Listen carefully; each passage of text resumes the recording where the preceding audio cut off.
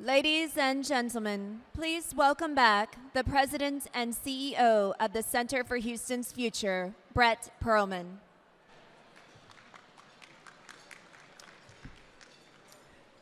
For those of you who are at your first center event, I want to introduce ourselves as an organization. We are an almost 20-year-old nonprofit affiliated with the Greater Houston Partnership, whose mission is devoted to thinking and acting strategically about the future of the Houston region. We do so by bringing together business, government, and community leaders to work on the most important problems impacting the long-term future of the Houston region. As many of you may know, I started the job last summer, 30 days before Hurricane Harvey. So it's been an interesting time, to say the least. But we've been busy since then. Our twice-annual leadership forum has surpassed 1,000 graduates last year, and we're actively engaging our graduates with several new initiatives, such as our community university and our resource center. We've made substantial progress on our work on immigration as we seek to show the significant impact of immigration on the Houston's region's economy. In association with the video production company, The Rational Middle, we recently premiered 3 short videos in front of 200 people at the Rice Baker Institute, which are intended to create a new and different dialogue on immigration. And with the tireless help of the consulting firm KPMG, we've expanded and updated our community indicators website by working with KPMG on a new benchmarking and economic modeling project for the Houston region.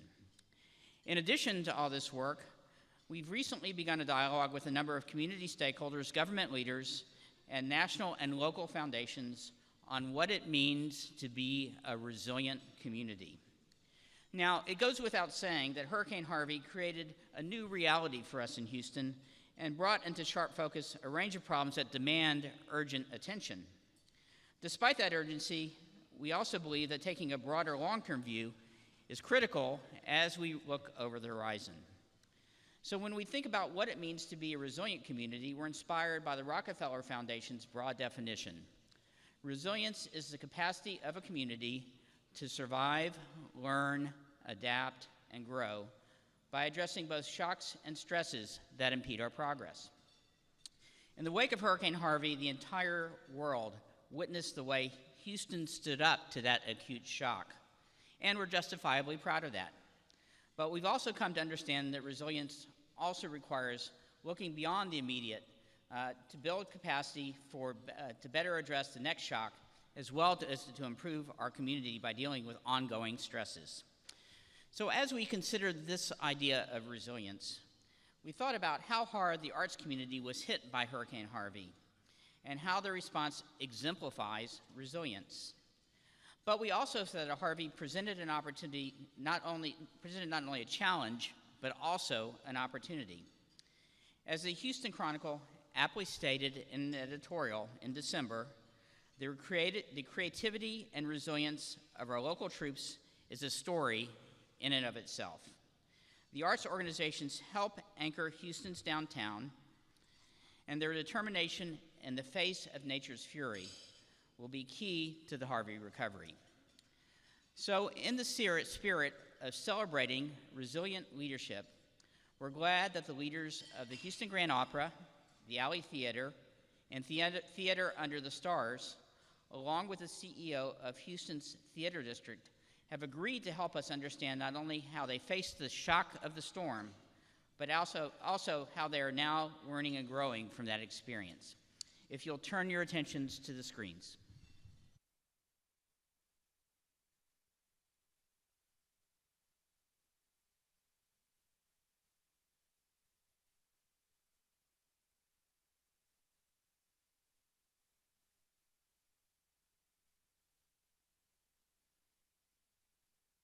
Category 4 strength. 2 feet of rain has fallen just in the last 24 Tonight, hours. there have been more than 4,000 high water rescues. That water is flowing down Buffalo Bayou straight into downtown Houston as we speak. It wasn't going to get to this, that it wasn't going to be this flooded in downtown Houston. This is Louisiana Street and Texas Avenue. And you see behind me, it's totally underwater. Everything is underwater right now.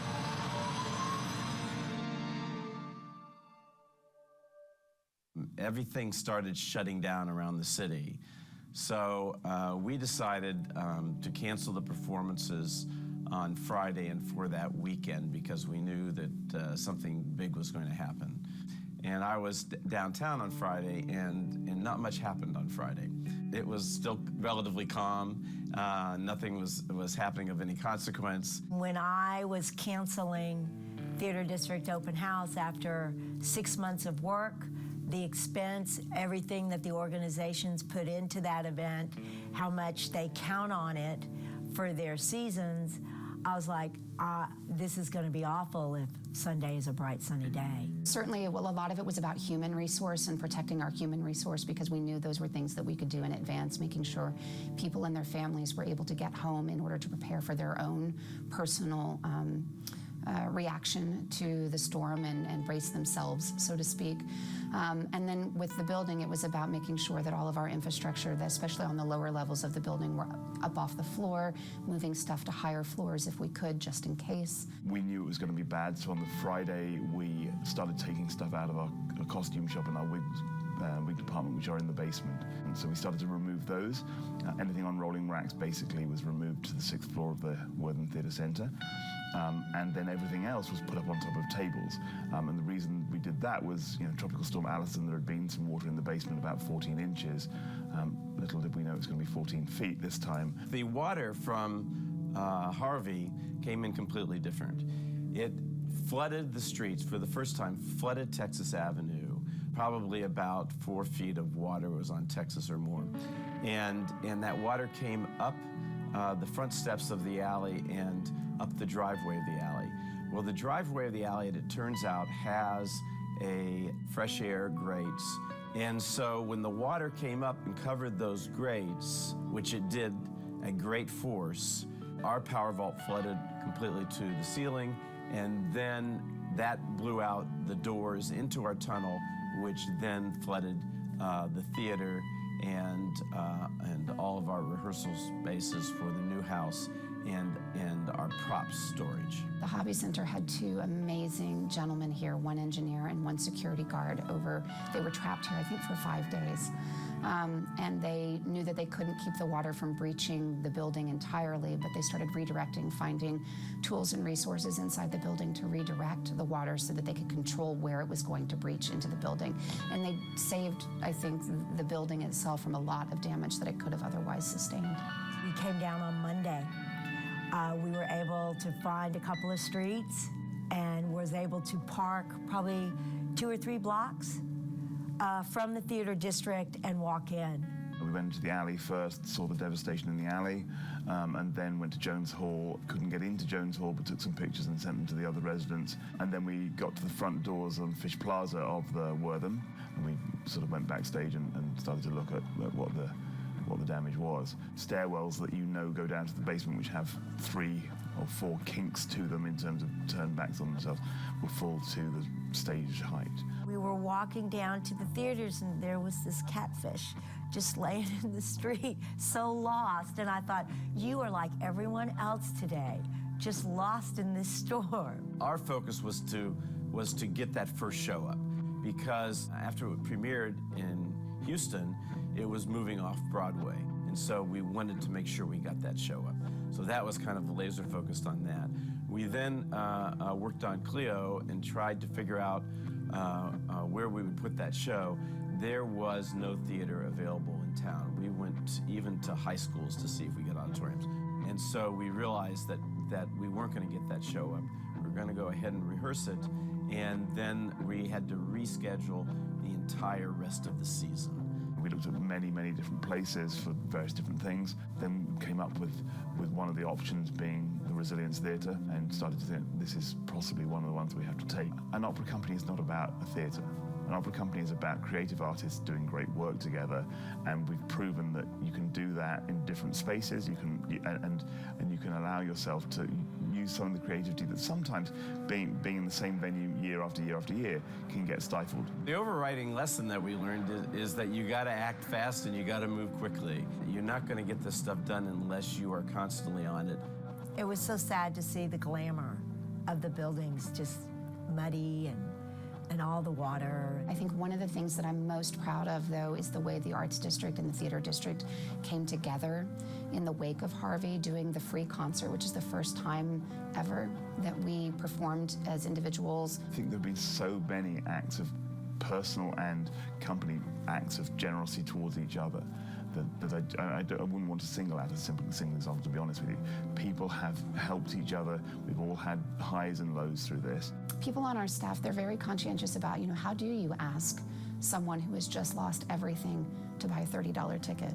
If you believe the arts has a central place in the psyche of a city, then we are very much part of that recovery effort. Get back to doing what you love doing. The reason you love doing it is because it gives you your soul, it feeds your soul in some way to be at the arts. So we're just part of that service, really.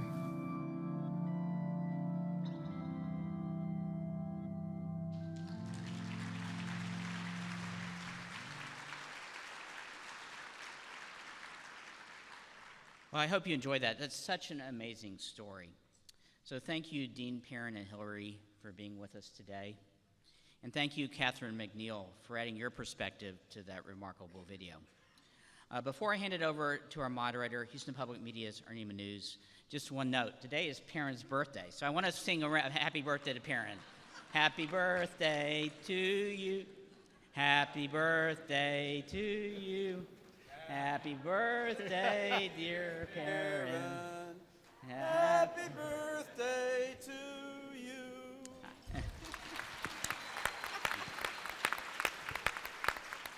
Totally off key. Ladies and gentlemen, please welcome our moderator from Houston Public Media, Ernie Manuz. Ernie. I guess the first place would be anything new happen this season for you guys? Any new challenges? Anything for? I guess after watching that video, the first thing that comes to my mind always is, how do you keep from letting something like that defeat you? Where does the energy, the strength come to look at that and say, we're on this? I don't think you get to run a non-profit, large-scale arts company without having a degree of stubbornness about you. I believe that I have a degree of stubbornness about me. So we on that Monday morning, Dean and I spoke on the phone, Catherine spoke on the phone and said, hey, look, we need to go and find out what the problem is first, see how bad it is. The mayor was still saying don't travel unless you absolutely had to. We felt we absolutely had to.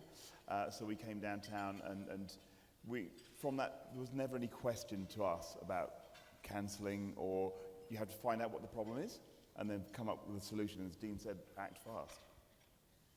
I think the thing is when you take on and look at what the disaster was, all you could think about was how are we going to solve this, and it had you had to solve so many issues immediately, and for us it was all about how do you pump the water out, and what are you going to do to get that, and then once you get that, where are we going to put our next play, and all those things, and then where are we going to do it with all of our employees, and how we're going to communicate, because we had no electricity in the building. All of us lost, we had no internet service. We were doing a show. In fact, it was a huge hit for us, and one of the highest grossing, in fact, it was the highest grossing show ever in the summer, and all of a sudden we lost the last 2 weeks.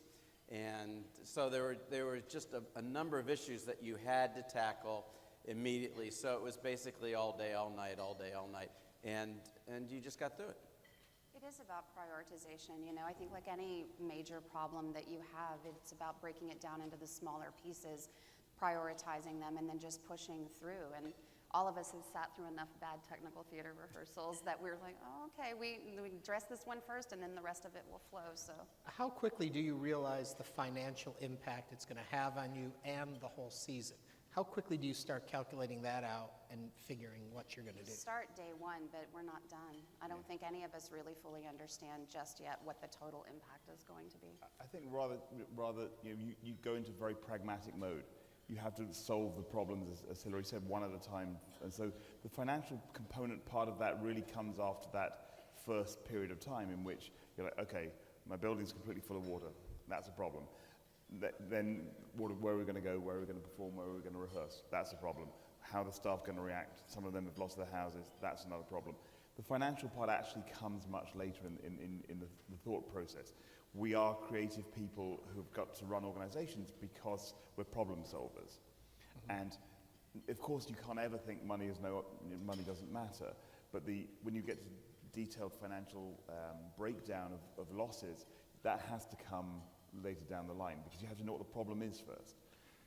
Staying in the whole world of finance, how do you then market yourself to a city that so many have lost so much? How do you say, and Hillary mentions that in the video too, it's like, okay, now we think you should buy a theater ticket. How do you get that, craft it, and move forward knowing you have to? I think people wanted to get their lives back together as fast as they could get them back together. And everybody was in a different place. Obviously, if you had your home flooded out, then you knew you were on a long journey. Other people had minor damage and were ready to get back to work. I mean, we knew that for us, there were two things that were important. One is we had to get our first show up because we were in rehearsal, and it was a new play that we were premiering, and after it left Houston, it was going to New York. So we had to get that show up. And so we felt that was something that we had to do for our patrons, for our artists, and to show that we could fight everything and succeed. So there was, when we performed that first night, I'll just never forget it. It was we did it, and the audience was right there with us. And then the next thing for us was to get the building ready in time for Christmas Carol. That was kind of our goal. We said we have to do it by Christmas Carol. The community needs us for that event, and so that was our goal. And we were able to get up by Thanksgiving and give that gift to the city, and it was our highest grossing Christmas Carol. So people were anxious. They wanted to get back to their lives back to normal as fast as they could. And for us at Theater Under the Stars, we started looking at opportunities. I mean, we didn't suffer the kind of infrastructure damage that many of the other arts organizations did, but for us it was trying to address that at the point at which, by the time we were doing programming, the community had been dealing with their own personal reactions, working with inside their companies, trying to take care of their employees, and so it was, what can we do to help? So we started approaching, and we're fortunate that some of our corporate sponsors were willing to underwrite a certain batch of tickets to different shows that we were doing in the fall that we then turned around and donated to first responders, families who had been affected who could not otherwise afford to come to the theater, just to give them that break. I think Dean nailed it. We needed to get back up and running. We are creative organizations that run on our talented performers, and we needed to get back up and running as quickly as possible for them to help start rebuilding their lives.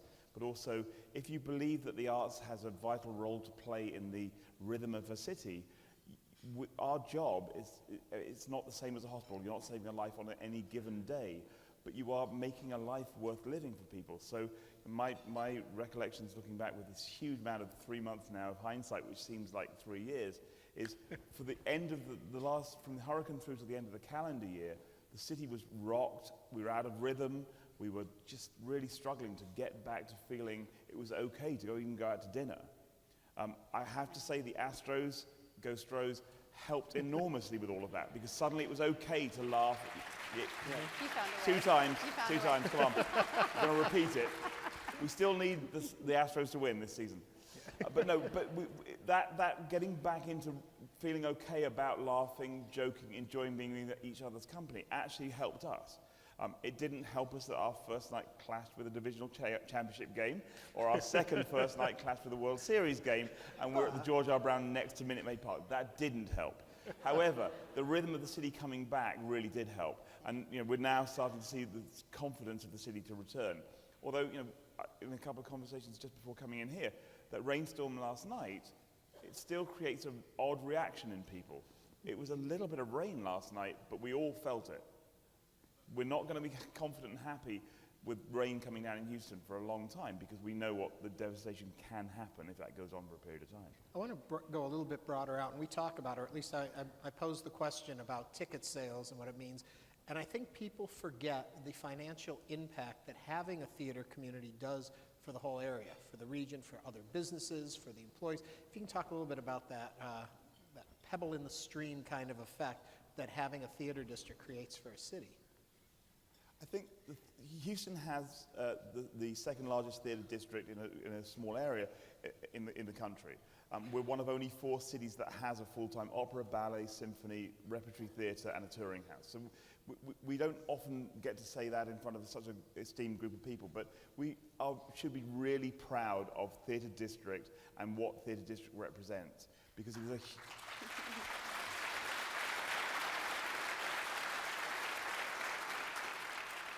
it is a huge part of what makes this city great. When we're trying to recruit people to Houston to work for industries, engineers, et cetera, medical professionals, the theater, the arts, the performing arts, the visual arts, the small arts companies, we talk about all of those things as being part of what makes this city great. So again, it needs that impetus. We have a huge economic impact on the city. We seem to be spending a lot of time talking about the economics of Harvey right now rather than the resilience of people and the companies. But the economic part of that is we are a huge part of this city in terms of the number of people we employ, from single artists all the way through to large organizations such as ours. And that energy and that thing is one of the things I think I said to the Houston Chronicle board when they were doing their piece was, the one thing I really hope never happens is we don't turn around and say, do you remember when we used to have great arts groups before Hurricane Harvey? Because that's the danger. That is, you can let this go away very, very easily. But actually we have the opportunity to respond and get back to where we were. And we have companies here who are building to being truly world-class organizations. And we mustn't lose that opportunity just because of a little local weather. I don't think people realize, it's interesting. More people go to the arts than go to sports. That's a hard thing for people to understand. The number of events, if you have baseball, they've got 80 games a year, or if you're football, you've got 8 games in the main season. We in the theater, there are over 1,000 performances that are given every year in the theater district. We are open every night. We are performing Tuesday through Sunday all year round. It is an amazing thing and a huge economic engine for the city. But that's what keeps a city alive. That's what keeps you a great city. You can't be a great city unless you've got great arts.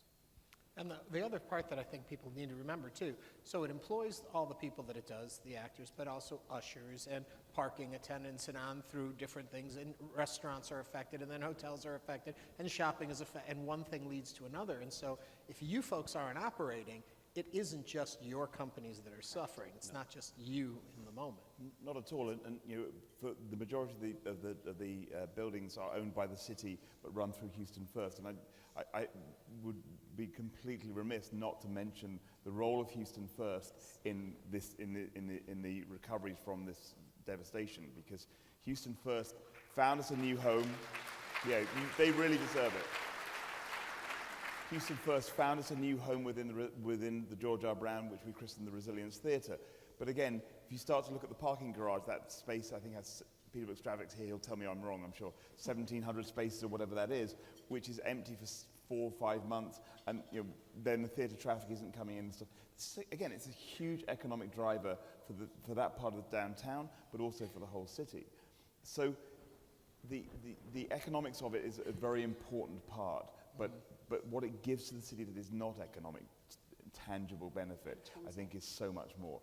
When you see, if you come down to the theatre district at some point during midweek, and you see the yellow buses lined up around Jones Hall, the alley, around Tuts, around the Hobby Centre, around the Wortham, not this year obviously, but around the Wortham, that's when you start to feel the real energy. We're there for not only the people who are regarded as obvious arts patrons, people who enjoy patronizing the arts, but for that next generation. And again, in a time when schooling becomes ever more of a conversation about how we educate our children, whether it's just to pass tests or whether it's a whole education, the arts plays such a vital part. And if you want to have a creative culture in your city, and if you want to have brilliant people who can solve problems, so many of those people have studied the arts, and or as my father wasted your life. But I think that's right, Perrin. I mean, and it's not just about us going out into the community as organizations and teaching about the arts, whatever that particular art form may be. It's about, I mean, I know that all of us participate in teaching TEKS and a STEM-based curriculum using our art forms. And we're actually seeing now that we've got the data collected, we're starting to see now that it is having a palpable impact on children who are growing up, graduating high school, going to college, and never getting on a stage. They're becoming the next mayor, they're becoming the next attorney, they're becoming the next banker, the next mom, the next dad. And it is about, it's about that. It's not just about the individual art form. It's about creating and building community. So what do you do moving forward? I mean, I'm looking down at Dean because I'm like, you guys have been through this twice in some major, and I can't even imagine after all the renovation to have this happen again at your theater. But how do you look forward? What is it that you take into consideration from what you've been through, what all of you have been through, and how do you plan on what you're doing next? How do you move forward? Well, for us, the alley is not owned by Houston First. The alley is owned by the alley. There we go. So the violin started. Come on, the tiny little violin. So we're responsible. When the building goes down, it's us. It's on us. After Allison, submarine doors were installed, and quite frankly, I just assumed that would take care of the problem, and we were safe and secure. Little did we realize that did work. The submarine doors worked, but the water came in a different way. That we had these air vents that were in the driveway. They'd been there since 1968. I thought they were sewer drains, and the water just poured in and came in a completely different way. So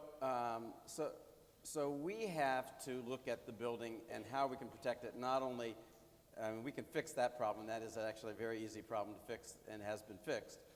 But also looking at, what if the streets flood again? What if the streets flood with another 3 or 4 or 5 feet of water?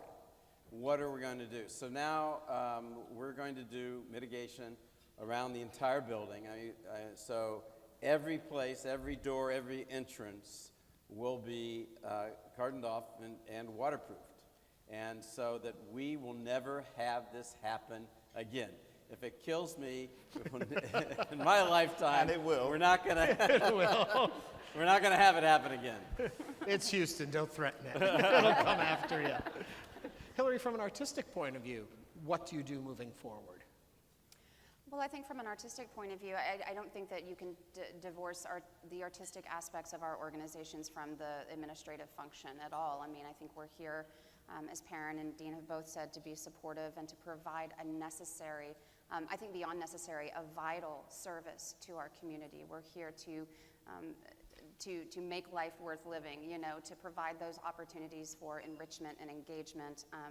And so I think it's about listening, though. I think like with anything in arts, like know your audience, know who you're talking to, know what they need, and what is it that our community needs. I think we're all listening right now to our subscriber bases, to our single ticket buyers, to the schools that we go into, to our non-artistic community partners, other nonprofits. I think we are all listening right now and saying, what is it that you need and how can we fill that with the programming that we're doing?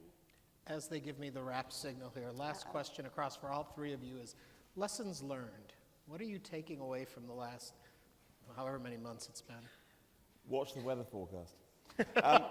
No, I think what we've learned is that everything we talk about Houston is true.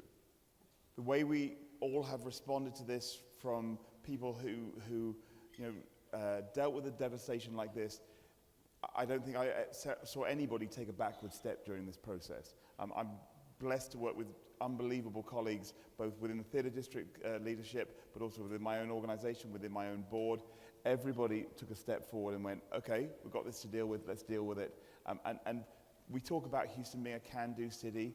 Just look at the difference between how cities deal with natural disasters.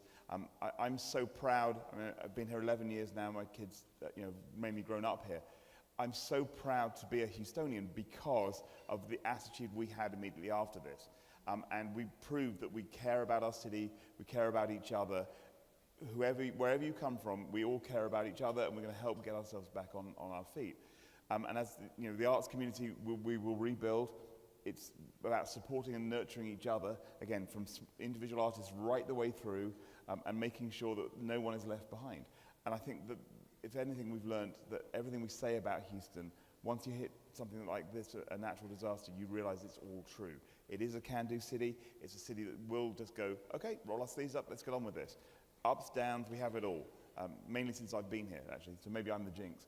But actually, we can do this, and we've got this. And it's amazing to be a part of a city that can believe that. And next time something happens, and something else will happen at some point, we'll know that we've been through this and we can do this together.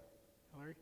I think that's true. I mean, there's plenty of practical, tactical things we could talk about in terms of lessons learned, but I think that the ultimate lesson, being a relative newcomer to Houston, is that the definition of legacy here is so palpable, and it never showed itself more to me or made itself more prevalent in the time that I've been here than right after Harvey, where it was about rolling your sleeves up. What do we need to do as a city to recover, not just as the arts district, but what can we be doing to help our neighbor? What can we be doing to help our corporate partners? What can we be doing to help all of that? And the definition of legacy here is very, very special. Dean? Well, you have to agree with Perrin and all his points because this is a great city. And if you're going to have a disaster, I would much rather be here than any place else. The people are fabulous. Our new tagline, Houston, the city for your disaster. But, it is the can-do city. It is the city that can make anything happen. And the rallying, everybody, you would pick up the phone and the first answer was always yes. And if you needed help, the first answer was yes, yes, yes. How can I help you? And it was that way all the way along. And the entire staff, you should have seen the stuff that they were doing, carrying down 14 flights of stairs in the dark. It was an incredible thing to see happen. And then when dealing with our trustees, and they were there for us, and then the whole city. And it kind of reminded me, the World Series was such a great event. And after that event, this was a city that had been through the worst catastrophe you could go through, and yet when it celebrated that World Series, you didn't see fire lighting up cars in the street or riots or any of that. You saw a class celebration of how great the city is, and that was the way the city was all the way through.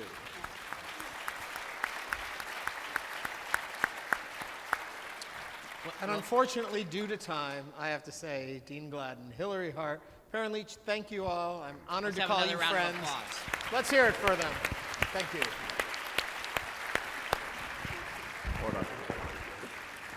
And speaking of class acts, these guys have been totally amazing to work with. So I want to thank one more round of applause for our panel.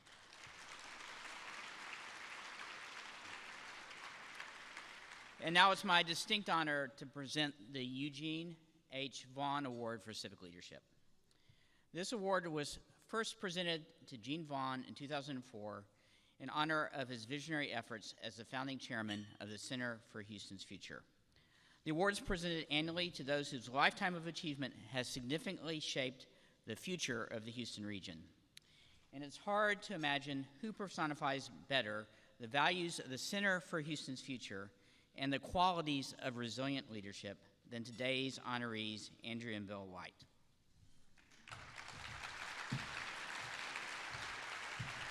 Thanks.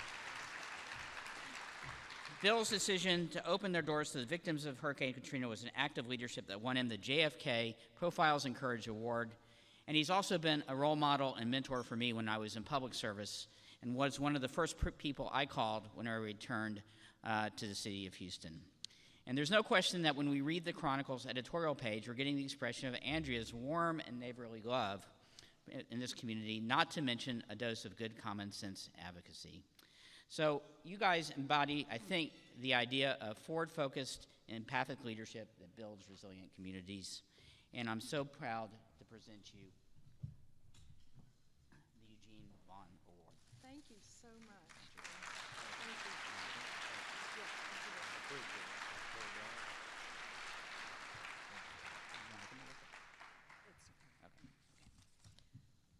So we are so honored to receive this award in the name of our good friend Gene Vaughn.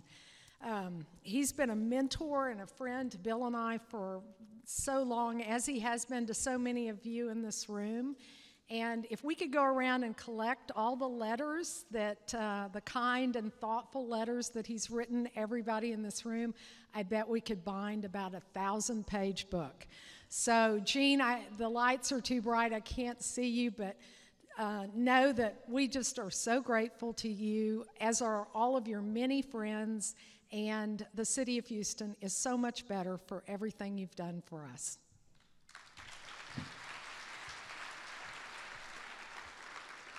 And thank you to the event chairs, our dear friends, and the board, and above all, the donors to this event who support the center. You know, this marks a little bit of a turning point for Andrea and I, because we were flooded out and we moved back in this weekend. Now, I can't say that being flooded out is any fun, particularly when most of the loss is uninsured. But we did resolve that we're going to use this as an excuse to see what, you know, those lamps that we never should have bought in the first place. Maybe they weren't flood damaged, they're replaced. Maybe we will resolve ourselves, even if it have to work a little harder and it's not that cheap, have to dig into other resources in order to make it better when we got back than when we lost it. And isn't that what we should expect for resilience for the arts organizations in our community? It's not just the job of it's not really the job of their professional leadership or the talented players and actors and others who are the professional staff, but it's the whole community. They got to take responsibility so that each institution that's been damaged comes back stronger. And it's fit that this celebrates arts because, you know, art is the essence of resilience. That's a platitude, not a fact. If you think about how people communicate across cultures and time, how we know who people were, not just what they were, how they lived 500 years ago, it's through arts. And I can tell you, as somebody who studied a lot of cities, that it is the nonprofit institutions of a community. It's arts organizations, universities, and many others that really define the greatness that persists over a long period of time. And then finally, I got to say this, I'm so proud of the renewal and the energy behind the City Center for Houston's Future. You know, I was at the first meeting where Gene presented the plan to the Greater Houston Partnership. I heard and was enthused when it focused on specific issues such as, James, you'll remember, early childhood education. I was particularly enthused when they talked about reaching a new generation of leaders, often people of first, second, third generation Americans. Many people had moved here from other places, reflecting the diversity of this community in a way that then Bob Harvey on the executive committee of the Greater Houston Partnership Board, which I served on, we didn't have that diversity. And you know what? If I look at the board members and the attendees here, I can say the center has succeeded in that particular goal. Now, it hadn't always been easy for the center, as some of you may know. There may be a process that's been going on, just like Andrea and I, where we throw out a lot of stuff that we don't need anymore or that we shouldn't have purchased in the first place. And we think about what we can do in the future to make it even better. Wouldn't it be great if these next 10 years for the Center for Houston's Future were the very best in the center's history? I think it will be. Thank you very much.